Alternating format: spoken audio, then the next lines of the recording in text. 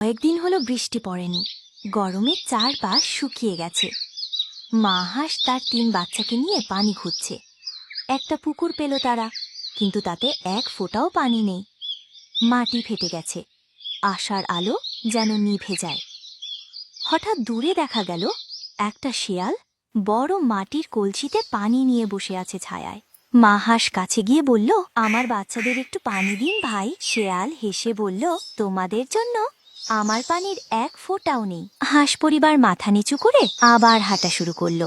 রাস্তার মাঝে হঠাৎ লুটিয়ে পড়ল মা হাঁস। বাচ্চারা কাঁদছে, জাগাতে চেষ্টা করছে, কিন্তু মা কিচ্ছু বলছে না। তখনই হঠাৎ ঝোড়ো হাওয়ায় শেয়ালের হাঁড়ি পড়ে গিয়ে ভেঙে যায় আর জল মাটিতে মিশে যায়। ঠিক তখনই হাঁসের একটা ছানা মাটিতে ঠোকর দিতে দিতে খুঁজে পায় একটা গোপন ঝর্ণা। হাঁস আর ছানাটা আনন্দে জল খায়, আর শেয়াল লজ্জায় চুপচাপ দাঁড়িয়ে থাকে। আজ সেই রাস্তার পাশে একটা ছোট ঝর্ণা বয়ে চলে। মা হাঁস আর বাচ্চারা তাতে খেলে বেড়ায়। শেয়াল দূর থেকে চুপচাপ দাঁড়িয়ে দেখে, আর কেউ লাইক আর সাবস্ক্রাইব করে না।